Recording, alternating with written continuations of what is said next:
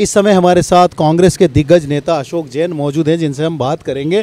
Sir, जिस तरह संविधान को लेकर कांग्रेस लगातार एक के बाद एक रैली कर रही है, विधानसभा चुनाव दिल्ली में नज़दीक है, ऐसे में रामलीला मैदान में आज मल्लिकार्जुन खड़गे ने ऐलान किया है कि संविधान खतरे में है, संविधान के साथ लगातार छेड़छाड़ की जा रही है, वक्फ बोर्ड को बचाया जाए। सबसे बड़ा जो मुद्दा है वो ईवीएम को लेकर है, ईवीएम हटाई जाए, वॉलेट पेपर से चुनाव होने चाहिए। इस पर क्या कुछ कहना है? कांग्रेस तो बहुत दिन से इस बात को कह रही है कि हिंदुस्तान में जो है संविधान खतरे में है और जितनी भी नीतियां भाजपा की सरकार बना रही है वो सब संविधान के खिलाफ है। आम आदमी को इतनी परेशानी बढ़ गई है जिसकी इंतहा हो चुकी है। कोर्ट सरकार को आगाह कर रही है कि आप ये सब काम मत करें, इसे रोकें, इसको ढंग से चलाएं, परंतु सरकार किसी बात को मानने को तैयार नहीं है।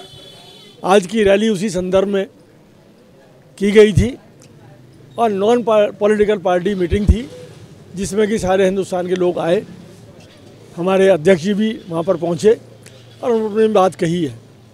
तो आज ज़रूरत इस बात की है कि हम सब लोग मिल कर के इस संविधान को बचाने की बात जो कांग्रेस कह रही है उसको और मजबूत करने के लिए हमें जगह जगह इस सब चीज़ों का प्रदर्शन के माध्यम से लोगों को जागरूक करना चाहिए कि ये सब चीज़ें जो हो रही हैं गलत हो रही हैं। उसी संदर्भ में हम सब लोग मिल कर के इस मुहिम को शुरू करेंगे और जल्दी ही इसको एक ऐसा जन आंदोलन बना देंगे जिससे कि लोगों को इससे फ़ायदा हो।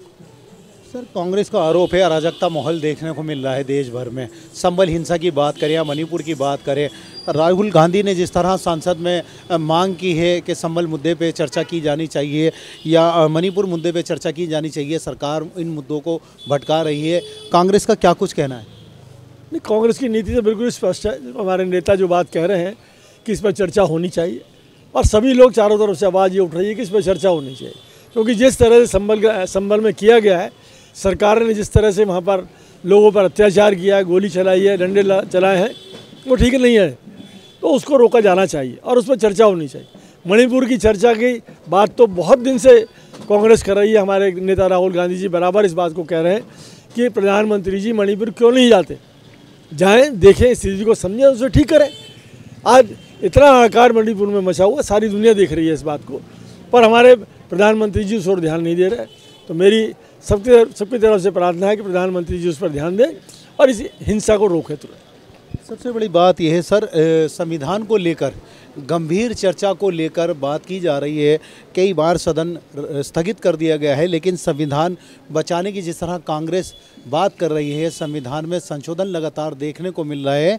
आखिर ऐसी क्या वजह है जो संविधान खतरे में है या संविधान को बचाने की बात की जा रही है? नहीं, आप देखिए ना, जिस तरह से सरकार काम कर रही है वो सारे संविधान के उलट ही काम कर रही है। जो हिंदू मुसलमान की बात आज पूरे देश में चल रही है वो ठीक नहीं है। हमारा संविधान इस बात की इजाज़त नहीं देता। हमारा संविधान तो बराबर की हिस्सेदारी की बात करता है, तो उसे लागू किया जाना चाहिए और ये सरकार बराबर इन मुद्दों से हट रही है। तो हमारी प्रार्थना ये है कि सरकार इस ओर ध्यान दे। बहुत सारे मुद्दे ऐसे हैं जिसकी वजह से लोग परेशान हैं। बेरोज़गारी मुद्दा है, युवकों का मुद्दा है और बहुत सारे शिक्षा को लेकर मुद्दा है, अलग अलग चीज़ों को लेकर बहुत सारे मुद्दे हैं जिन पर सरकार को ध्यान देना चाहिए, और सरकार ध्यान नहीं दे रही है। केवल एक ही बात मालूम है, दिल्ली की हालत आप देख लीजिए, किस तरह से लॉ एंड ऑर्डर की प्रॉब्लम हो रही है। एलजी साहब को टाइम ही नहीं है, वो तो यमुना तट को साफ करने में लगे हुए हैं। करें, अच्छी बात है, पर सवाल ये कि उसके साथ साथ जो बेसिक जिम्मेवारी उनकी है कि वो इस बात को देखेंगे दिल्ली में लॉ एंड ऑर्डर किस स्टेज पे पहुंच चुका है। सब जगह हालत ख़राब है, अच्छी स्थिति कहीं भी नहीं है।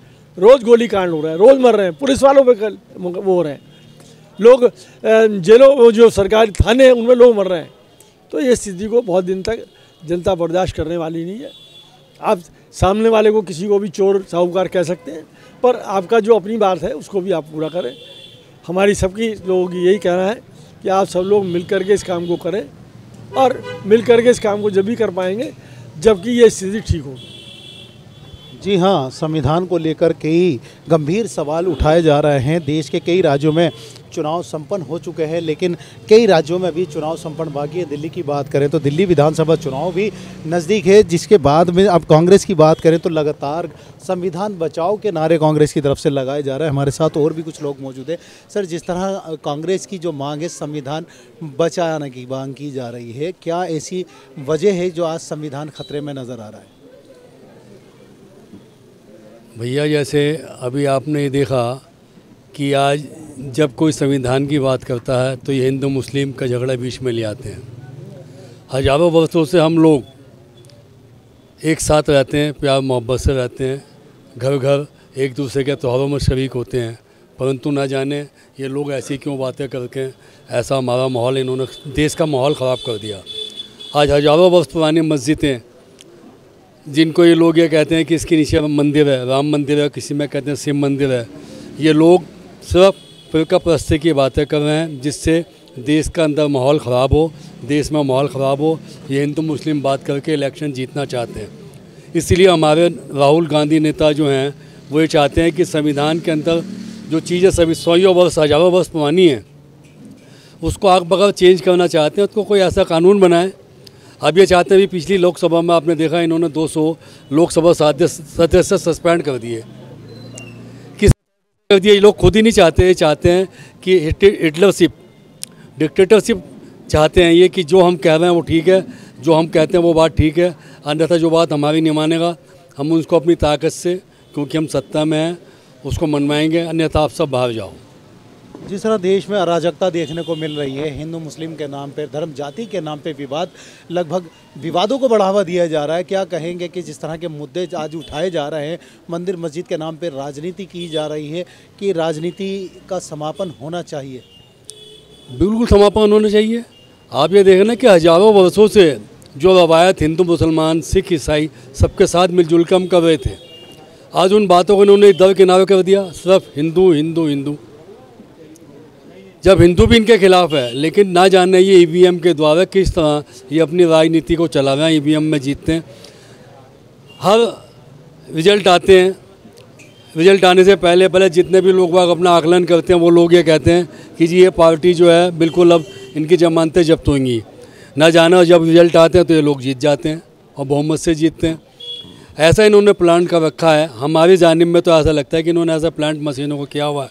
अभी आप देखिए कि कितनी ऊंचाई पर ले गए, लाखों वोटों का गबन, जबकि आज ईवीएम को कहते हैं कि इलेक्ट्रॉनिक है, जो चीज़ें होंगी बिल्कुल सत्य होंगी।